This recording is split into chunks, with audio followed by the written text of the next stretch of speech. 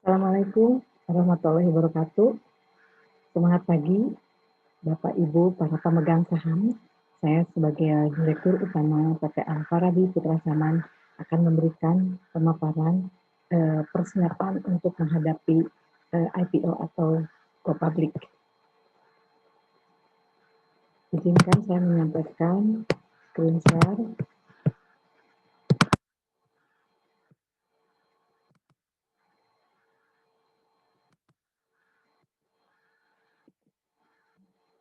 Kami sampaikan terlebih dahulu mengenai pasar modal di Indonesia.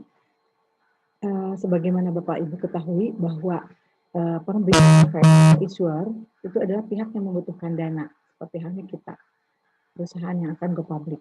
Yaitu yang kedua adalah investor, pihak yang membutuhkan sarana investasi atau penyedia dana. Sehingga pasar modal ini mempertemukan pihak membutuhkan dana dengan pihak yang membutuhkan sarana investasi.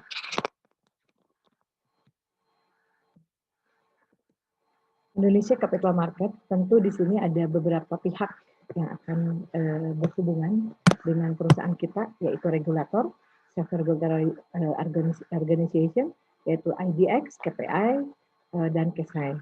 Kemudian perusahaan efek, underwriter dan broker, profesi dan lembaga keuangan, notaris, KAP, legal firm, dan legal firm lainnya. Kemudian menjadi perusahaan terbuka, di sini ada hal yang perlu dipertimbangkan ketika perusahaan akan melakukan IPO. Di antaranya persiapan dan prosesnya itu menjadi perusahaan yang harus lebih dengan laporan keuangannya, audit laporan keuangan, investor relation, lalu kemudian investor publik yang juga memiliki hak suara dalam RPS, kemudian membutuhkan transparansi perusahaan dan implementasi good corporate governance ini.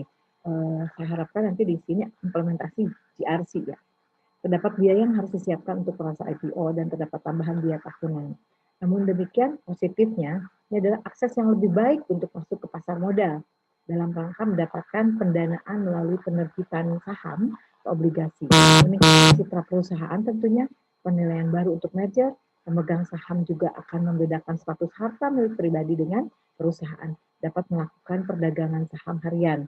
Kemudian keterbukaan informasi tentu saja, dan terdapat opsi saham untuk yang menarik, mempertahankan dan memberikan apresiasi kepada karyawan-karyawan kunci.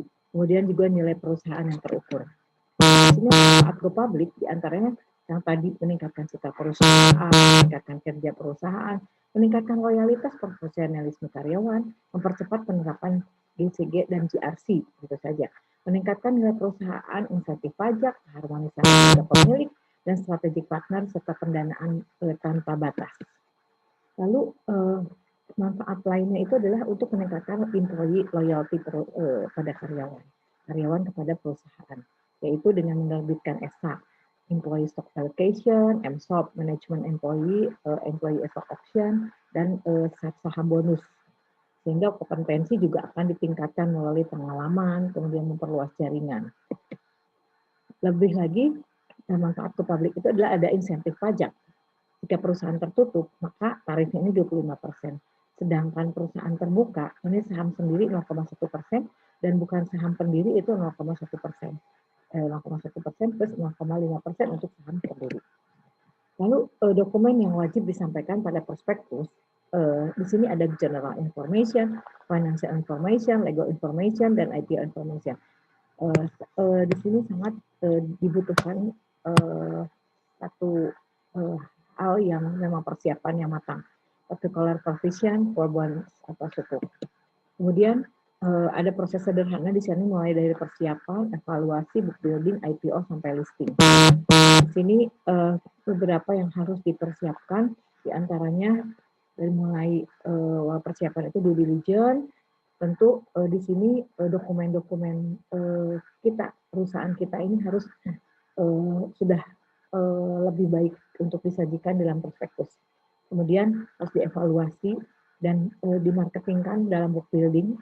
Nah, kemudian juga nanti ada periode IPO-nya dan hasil terakhir itu ada listing. Dan syarat pencatatan saham dan obligasi ini ada beberapa papan.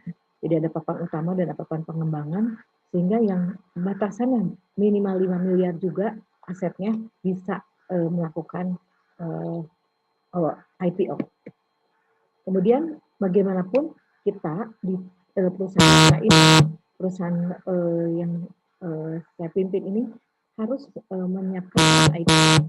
Di antaranya ada tim internal, ada eksternal, dan RUPS.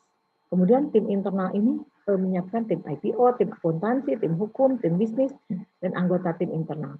Kemudian ada tim eksternal yaitu underwriter, akuntan publik, konsultan hukum, notaris, biro administrasi efek, pelihara independen. Nah, tentu dengan RUPS.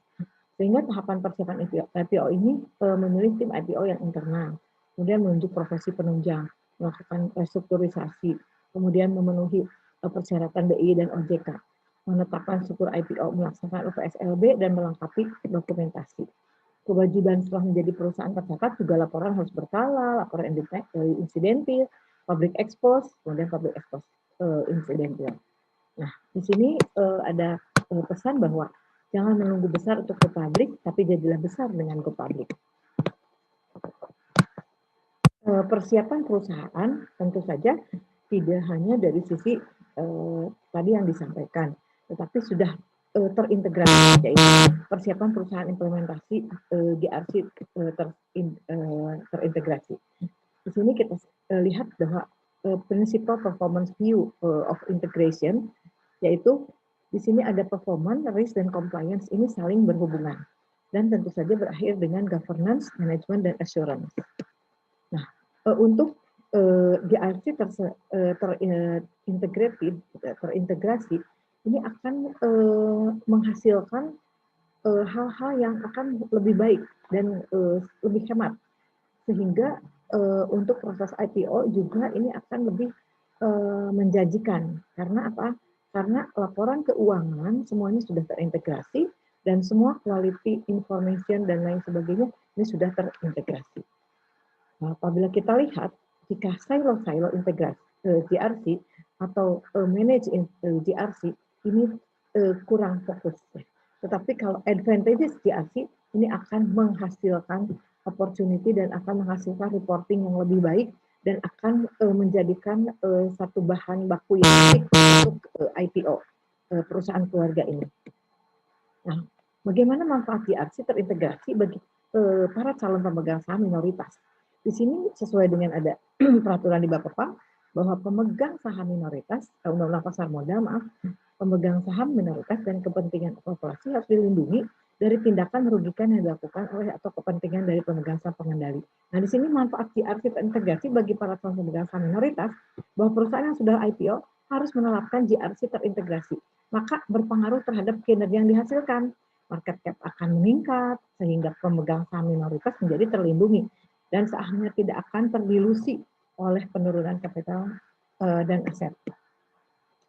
Kemudian kita lihat tadi apa yang disampaikan dengan manfaat GRC terintegrasi ini. Nah, buktinya terlihat bahwa 10 hasil universal dari kinerja berprinsip, yaitu diantaranya yang nomor 9, yaitu meningkatkan responsivitas dan efisiensi, dan terakhir adalah mengoptimalkan pengembalian dan nilai ekonomi. Tentu saja alokasi sumber daya manusia dan keuangan dengan cara memaksimalkan keuntungan ekonomi dihasilkan untuk organisasi sekaligus memaksimalkan nilai-nilai. Ini akan membantu peningkatan dari para pemegang saham termasuk pemegang saham minoritas. Lalu apa ukuran efektivitas GRC terintegrasi dan apakah dapat diukur dengan kemampuan memberikan imbal balik? Salah satu tujuan dari GRC terintegrasi adalah mengoptimalkan pengembalian dan nilai ekonomi. Alokasikan sumber daya manusia dan keuangan dengan cara memaksimalkan keuntungan ekonomi yang dihasilkan untuk organisasi sekaligus memaksimalkannya nilai-nilainya. Kemudian semakin tinggi kinerja berprinsip dan menghasilkan return yang tinggi, maka semakin efektif GRC terintegrasi yang akan diimplementasikan. Seperti tadi halnya dalam poin 10. Nah, lalu apa langkah-langkah mempersiapkan organisasi dalam membangun GRC terintegrasi tersebut? Yaitu kita lihat yaitu dengan LAPA, yaitu Learn, Align, Perform, dan Review. Langkah-langkahnya demikian. Learn yang terdiri dari external context, kemudian internal context, culture, dan stakeholders. Align ada direction, objective, identification, assessment, dan design. Kemudian perform, terdiri dari control, policy, communication, education, incentive, notification, inquiry, response. monitoring, assurance, improvement. Nah, apa yang langkah-langkah organisasi untuk persiapan JRC terintegrasi? Satu itu learn. Jadi di sini kami akan mempelajari bagaimana faktor eksternal. Dilihat dari tren, tantangan. Beberapa perusahaan pesaing sudah melakukan IPO. Nah, sedangkan mereka ini, perusahaan-perusahaan pesaing kita ini mempunyai opportunity yang baik. Gitu. Nah, sehingga kita harus menangkap peluang ini. Kemudian analisa faktor internal, weakness dan strength. Bagaimana faktor internal kita ini dilihat dari mindset perusahaan keluarga masih harus berkembang. Pendidikan masih kurang, teknologi yang masih harus dikembangkan, digital marketing yang masih lemah, organisasi yang masih dikembangkan, dan adanya status quo dari pemilik keluarga. Dan strength yang baik, produk yang kuat di pasar, keuangan yang baik, dan kinerja yang baik, serta SDM yang handal. Ini akan menjadi kekuatan untuk kita. Lalu ada culture, nah, tiganya itu budaya, analisa kepemimpinan yang baik yang saat ini sudah ada, dan analisa budaya manajemen yang baik, kemudian analisa budaya risiko yang ada, dan diarahkan pada keputusan terintegrasi. Kemudian analisa budaya etis dan analisa budaya tenaga kerja yang memiliki loyalitas yang tinggi, namun pendidikan masih harus dikembangkan. Lalu L4-nya hubungan stakeholders. Di sini akan terjadi hubungan dengan para pemegang saham, dan keluarga harmonis, hubungan dengan pelanggan yang baik, hubungan dengan pemasok yang baik, hubungan dengan stakeholders lainnya, media, masyarakat, LSM, perlu dikembangkan untuk menjaga kepercayaan. Lalu yang kedua adalah align. Align ini selaraskan kinerja, risiko, dan tujuan kepatuhan. Nah, strategi pengambilan keputusan itu diselaraskan dengan kriteria, tindakan, dan kontrol dan konteks dan budaya pemangku kepentingan persyaratan. Kinerja berprinsip membutuhkan penyelarasan keputusan tentang bagaimana menangani. Dan A1-nya ini direction. Direction bagaimana menetapkan visi, misi, dan nilai perusahaan. Nah, bagaimana tentukan tujuan tingkat tinggi, kemudian tentukan atas manajemen, tentukan kriteria pengambilan keputusan. Kemudian yang kedua adalah objektif. Tentukan serangkaian tujuan terukur, menerapkan kriteria pengambilan keputusan, kembangkan kriteria pengambilan keputusan tambahan, pertimbangkan efek kumulatif. Kemudian identifikasi, review capability, kemudian identifikasi kekuatannya, dan identifikasi peluang dan ancaman persyaratan, identifikasi interrelatednya dan trends, bagaimana peluang dan ancamannya. Nah, kemudian ada yang keempat itu ada assessment. Asesmen penilaian. Nah, untuk ini ada analisa risiko, analisa kepatuhan dan prioritas. Dan di sini pertimbangkan desain dan implementasi ini yang diantaranya itu kriteria pengambilan keputusan kinerja, misalnya ROI, margin, anggaran, dan lainnya. Kemudian kriteria untuk risiko, misalkan ditetapkan selera risiko, risk tolerance, kemudian risk appetite, dan kapasitas. Digunakan untuk itu menentukan apakah tingkat risiko residual dapat diterima dan bahwa yang ditetapkan imbalan sepadan dengan tingkat risiko yang dapat diterima. Seperti itu. Kemudian desain. Desain itu kita telusuri, jelajahi opsi untuk pengatasi. Desain transfer, tentukan risiko sisa, kemudian kembangkan indikator kunci, kembangkan struktur manajemen informasi, lalu perform, yaitu P1 kontrol, kemudian untuk menetapkan tindakan dan kontrol proaktif, menetapkan tindakan detektif dan kontrol ya untuk kemajuan tujuan. Kemudian menetapkan tindakan dan kontrol responsif, bagaimana pulihkan dari perilaku yang tidak diinginkan, seperti itu. Jadi untuk pencapaian kinerja berprinsip, organisasi harus menggunakan tindakan dan kontrol. Kemudian P2 kebijakan. Jadi harus dikembangkan kode etik, menetapkan struktur kebijakan, identifikasi dan kembangkan kebijakan yang berkembang, kemudian menerapkan dan mengelola kebijakan dan kebijakan champion, dan mengembangkan dan menerapkan pedoman pengambilan keputusan yang etis. Ketiganya itu komunikasi. Diperlukan mengembangkan rencana pelaporan, arsitektur proses, dan kembangkan rencana komunikasinya. P4 adalah pendidikan. Tentukan kesadaran dan rencana pendidikan. Tentukan rencana kurikulum, kemudian juga dapatkan konten yang baik, menerapkan pendidikan yang lebih baik lagi, menyediakan saluran bantuannya, dan memberikan dukungan yang terpadu terhadap lingkungan kerja. P5 itu ada insentif. Ya, harus diterapkan insentif untuk memotivasi perilaku, untuk memotivasi karyawan-karyawan kita ini, itu tentukan perilaku yang diinginkan. Kemudian rekrut dan promosikan. Kemudian mengembangkan dan menerapkan program kompensasi, penghargaan dan pengakuan agar karyawan ini akan memiliki loyalitas yang lebih tinggi. P6 itu notification pemberitahuan. Jadi ada namanya dashboard, capture notification. Jadi setiap ini kita akan buat dashboardnya, bagaimana posisi kita, profil risiko, kemudian juga bagaimana posisi perusahaan kita ini. Kemudian inquiry, pertanyaan, menetapkan berbagai jalur untuk memperoleh informasi, analisis data secara berkala, dan cari masukan tentang kemajuan untuk menuju tujuannya. Jadi buat satu survei, pertanyaan untuk diri sendiri maupun untuk organisasi, supaya kita dapat melihat, bercermin dari apa yang menjadi inquiry ini. Kemudian pendapat respon, nah tetapkan proses investigasi, kemudian bersiap untuk mengatasi situasi krisis, ikuti proses resolusi, dan meningkatkan kemampuan, disiplin, dan melatih kembali. Tentukan pengungkapannya. Dan review, yang terakhir adalah review. Setelah semuanya dilakukan, kita akan melakukan kegiatan untuk memantau dan meningkatkan desain dan efektivitas operasinya semuanya. Untuk mencapai kinerja berprinsip, organisasi harus memantau, mengukur, meningkatkan, dan memberikan jaminan atas tindakan dan kontrol yang ditetapkan untuk memastikan mereka digunakan dan berfungsi dengan baik. Nah, pemantauannya R1, yaitu pantau dan evaluasi kinerja kapabilitas secara berkala untuk memastikannya. Memantau dan evaluasi desain kemampuan, identifikasi monitoring information, lakukan kegiatan monitoring. Kemudian yang R2 adalah assurance.